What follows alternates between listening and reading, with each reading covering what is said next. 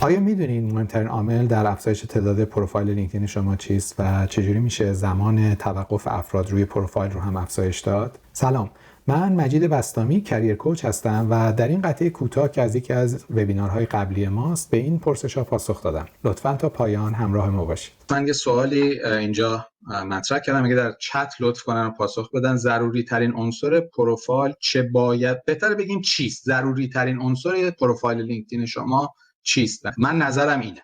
نظر شخصی که مبتنی بر آماره. هر چه که گذشته و هر چقدر که سوشال میدیا به اصطلاح در ابعاد دیگه تقویت شده، تأثیر تصویر در لینکدین افزایش پیدا کرده. یعنی واقعا شاید 10 سال پیش شما یه پروفایل بدون عکس داشتین، هیچ مسئله خاصی نبود، ولی الان باز من نتیجه یکی از چیزها تحقیقاتو براتون میخونم. این اوریج 19% زمانی که مثلا یه کاریاب روی پروفایل شما اختصاص میده، 19% زمان تمرکز رو عکس شماست. این خیلی جالبه ها. یعنی یه چیزی که یه لحظه اون فرد مثلا فرض میکنیم لازم نیست بیشتر یه لحظه میبینه دی. عکس، منظورم خود پروفایل، عکس پروفایل 19% زمانی که به این اوریج کسی میاد سراغ پروفایل شما، کسی منظورم این سیستم به اصطلاح ریکروترها و کسایی که اچ‌آرها و کسایی که به این شکل هستن،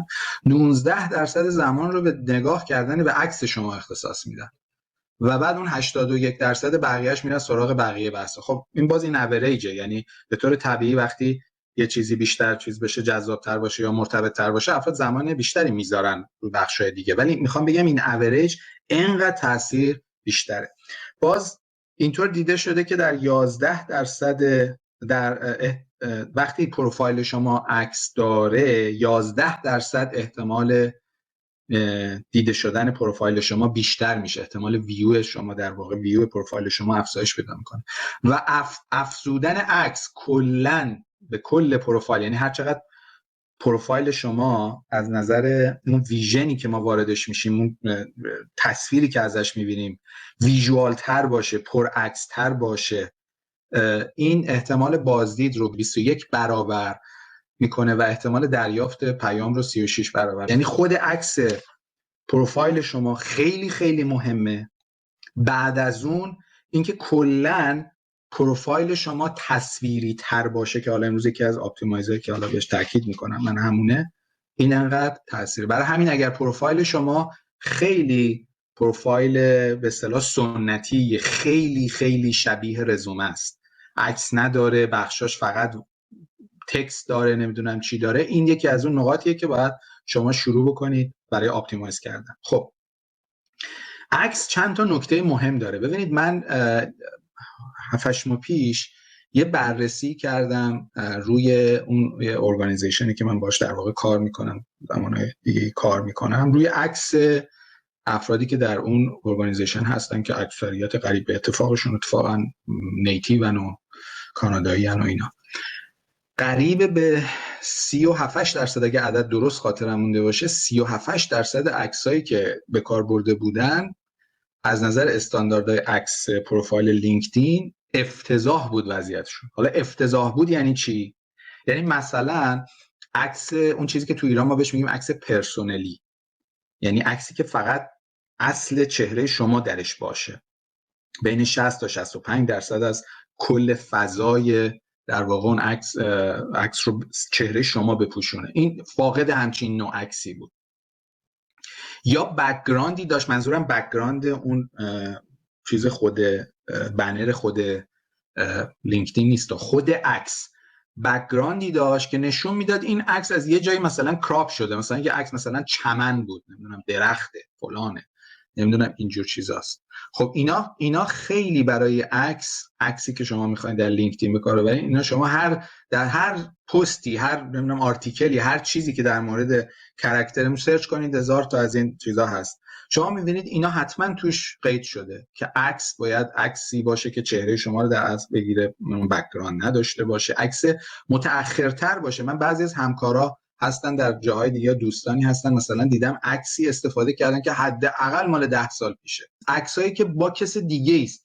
بسیاری از افراد عکسای خانوادگی استفاده میکنن. اینا همه نشانه‌هایی از عکسای غیر حرفه‌ای، یعنی عکسی حالا من عکسای پروفایلی دیدم که افراد مثلا با سگشون بودن، نمیدونم با همسرشون بودن، عکس خانوادگی بوده، یا عکس مثلا با سی اوشون بودن. یعنی نمیخوام بگم همه خانوادگی، ولی کلا شما در عکس باید حتما عکس خود شما باشه. یعنی من تا این عکس رو باز میکنم این چهره رو تشخیص بدم. اگه من به عنوان اچ آر یه اینترویوی با این فرد گذاشتم، آدمی که جلو دوربین میاد یه کسی نباشه که اصلا هیچ شباهتی به این نداره. حالا یا به خاطر اینکه مثلا من اشتباه گرفتمش توی عکس دو نفره، یا این چون عکس پروفایلش مال 10 سال پیش بوده، الان موهاش سفید شده، نمیدونم مثلا قیافش کلی فرق کرده، بعد حالا من این چیزا رو دارم. اینا همه جزو خطاهایی که در واقع در عکس نباید. من حالا نمیگم شما باید هر مثلا 6 ماه یه بار عکس اصلی پروفایلتون رو عوض کنید، ولی عکسی باید داشته باشید که اختلافش با اون عکس به اصطلاح با تصویر امروز شما اونقدر شدید و زیاد نباشه. بعد لباسی که شما با عکس حضور دارین خیلی مهمه. اگر کار شما کاریه که خیلی فرماله، مثلا یعنی ببخشید درس کد فرمال میطلبه، مثلا وکیلین، مثلا سی او جایی هستین، دیرکتوری هستین که جزء درس کد اونجا این است حتما کت شلوار بپوشین یا کت دامن بپوشین یا تای بزنین، کراوات بزنین و نظایر اون. عکس شما روی چیزم باید خب همون باشه. غیر از اون باشه عکسایی که اصطلاحاً بهش میگن بیزنس کژوال، یعنی عکسایی که حالا همون بحثایی که ما تو اینترویو هم داریم، البته چون عکس شما تمام بدن شما رو نشون نمیده، از این نظر خب پیدا کردن اینجور عکس‌ها راحت تره، ولی به هر حال این رو در نظر داشته باشید که عکس باید یه جوری باشه که خیلی به اون کار شما نزدیک باشه. حالا ما وقتی میگیم کار، نه اینکه حتما لباس کار تنتون باشه، مثلا اگه نرسین حتما مثلا اون لباسی که نرسا دارن حتما، البته اونم باشه چه بهتر، خیلی هم خوب، ولی به شرط اینکه البته بقیه عناصر چهره رو انقدر نپوشونه که قابل تشخیص نباشه. ولی کلا عکسی باشه که حالا حداقل تو همون محیط کاری شما، اگه مثلا پرستاری نگه چیز هستین، نه حتما لزوما با لباس پرستاری، ولی شما با اون لباس سر کار میرین. یعنی به عنوان میگم که اصطلاحاً کلا به اینا میگن بیزنس کژوال، شما با این نوع لباس سر کار اونجوری باشه. حالا یه سوالی خیلی زیاد از من میپرسن که آیا حجاب برای خانم‌ها که برای خارج از ایران هستن، آیا حجاب داشته باشین یا نداشته باشین؟ داشتن حجاب ممکنه مسئله ایجاد بکنه. من چون اینو یه وقتی دیگه به بهانه مثلا اسم شاید بهش پرداختن. ببینید با همون لباسی بهتره شما عکس داشته باشین که میخواین به کارفرما، به اچ آر، به مسئول امور کاریابی هر کی که هست، میخواید بگید که شما ترجیح میدید در محیط کار هم با همون لباس حضور داشته باشید. من توصیه‌ام اینه. حالا ممکنه یکی بگی که نه، داشتن حجاب این ممکنه که سبب بشه که شما یه کاری نتونین بگیرین، الان حجاب نداشته باشین، عکس بی حجاب بگیرین، این اینترویو بدون حجاب انجام بدید، بعد رفتید سر کار دیگه حجاب داشتین. موقعی که کار گرفتین کسی نمیتونه شما رو به خاطر اینکه حجاب دارین، اصلا خلاف هیومن رایتس کاناداست و اگر بتونید ثابت کنید که به خاطر اینکه حجاب داشتید شما رو اخراج کردن، البته باید دوستانی که در مونترال هستن نه بگن که اون قوانین مونترال برامون، اون رو بذاریم کنار، یعنی که در مراکز دولتی شما باید نشانه‌های بارز اون قانون ثانویه است که میاد روی این بحث‌ها و دیبیت‌ها هم سرش زیاده. ولی این جنرال شما نمیشه شما رو به خاطر اینکه مثلا حجاب دارید از سر کار اخراج کرد. ممکنه یه عده این توصیه‌ها رو بهتون میکنن، من این توصیه‌ها رو نمیکنم حقیقتش.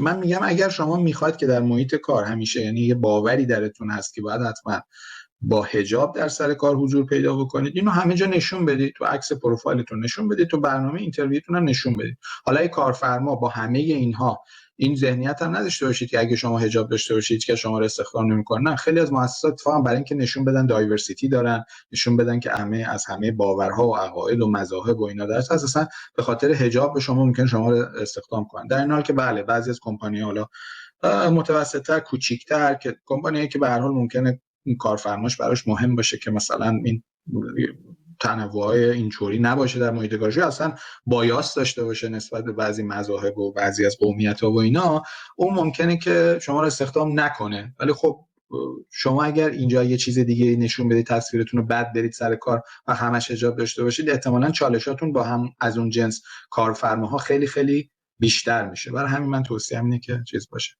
آرایش خانم ها سعی کنید که یه آرایش متناسب با کار باشه. باز این یکی از اون توصیه هاست که من قبلا زیاد میدیدم، الان خدا رو کمتر میبینم. ولی مثلا حالا شاید این گفتنش هم درست نباشه، ولی میگفتن که مثلا شما سعی کنید، حالا بیشتر این بحث در مورد اینترویو مطرح بود، ولی خب با همون منتالیتی در مورد عکس پروفایل لینکدین هم اینو میتونه تاثیر بذاره که آره خودتو مثلا توی جلسه اینترویو جذاب ترین شکل ممکن عرضه کن که بتونی جوابو بگیری، فرداش هر جوری دوست داشتی بعد ریخت و قیافه‌ای برو. باز من اینو توصیه نمی‌کنم. الان بسیاری از جاب ها، مثلا جابای تو حوزه پابلیک و اینا، اصلا نسبت به اینجور چیزا حساسیت دارن،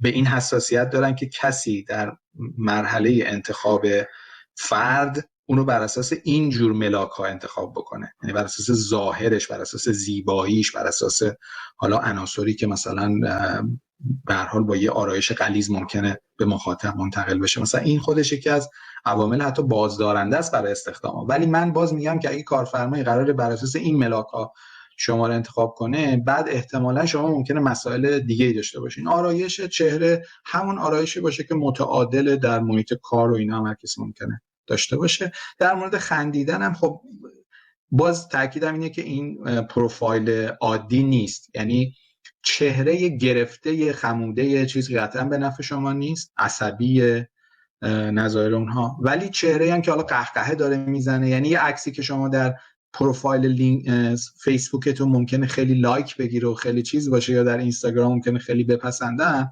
لزوما اون عکسی نیست که شما بتونید اینجا استفاده بکنید. سپاس که این ویدیو رو تا پایان تماشا کردین. اگه علاقه‌مند به این جور نکات، این تپ ها هستین، یادآوری میکنم که ما یه پلیلیست در این باره داریم، میتونین با مراجعه به اون ویدیوهای بیشتری رو در این باره مشاهده کنید.